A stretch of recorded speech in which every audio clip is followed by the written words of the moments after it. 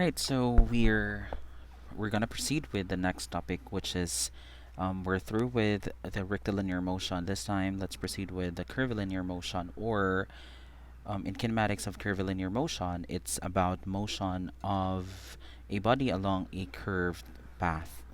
So it's no longer moving on a plane or an horizontal or vertical. This time, it's now along a curved path, like projectile, like on a loop, or some sort of a path or circular paths. So here is the condition. For example, our velocity is inclined at certain angle theta with respect to the horizontal, and it is thrown upward, of course. Then it's somehow momentarily instantaneous. The position from this original point will change as the position of the body or of the object changes.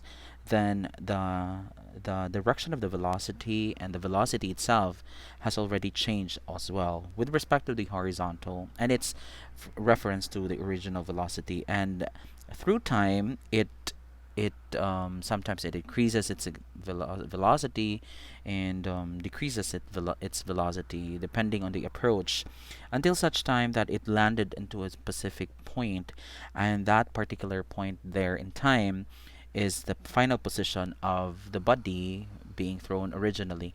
And this time the velocity is also inclined at a certain angle, which is always tangential with the path of trajectory.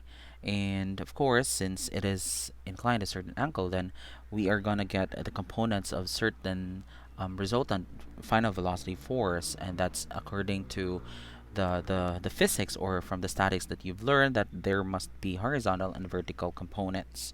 So we're still going to use the same element, as distance could be expressed in x values, and the velocity could, since it's a vector quantity together with the acceleration, then we'd get the components along its x and along its y's. So equations for flight of trajectory, when we are considering component of flight, for example, we're considering that. So somehow um, the situation will now change, since along the or during the flight of the trajectory, the acceleration along x is not influenced by the gravity, and therefore acceleration when we are talking about x components is considered to be zero.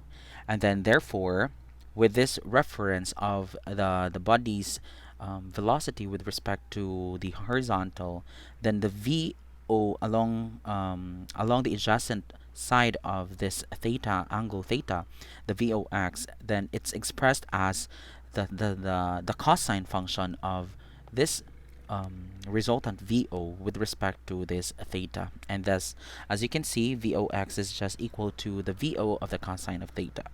And I know you're familiar with this. It's from the V final equal to the V initial plus acceleration times time. Since we're talking about x, then it's along the x component. No? And since along x component for acceleration is 0, then somehow that's Vf of x, and that's equal to Vix. But what is Vix? Vix is this one. That's Vox, no? Which is VO cosine of theta. That's why you have that formula there. And also, this one, I hope you're familiar with that. It's actually just S, and that's equal to the VI. Um, that's VI times time, then plus, we're using plus sign here, A times t squared. And since this is along x, so we can use as x, and this is Vix, and time is not a vector quantity, then therefore it has no x and y. And then acceleration will be x, so the remaining here is x equal to the Vi of x times time, and this one is 0 because acceleration is 0, and Vix is just equal to Vox. So therefore that's Vox times time, and that's VO cosine of theta times time. That's why you get the same value there.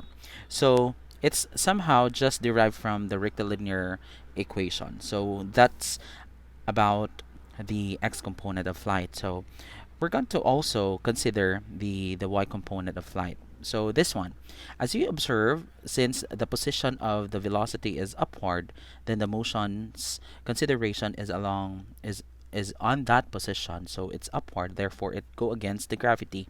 That's why we're gonna use acceleration equal to the negative 9.81. And then since VOY, no, VOY is a component of VO sine of the theta.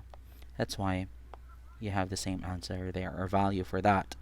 And of course, this one, you know already that VOY is equal to VO sine of theta, and AY is equal to the negative G, and then times the time, together with this one. And also with that, and as you observe, it's negative G. So that's the equations for a flight of projectile in y components of flight. So also, location of body during a flight, it's really important to know its coordinates during the flight.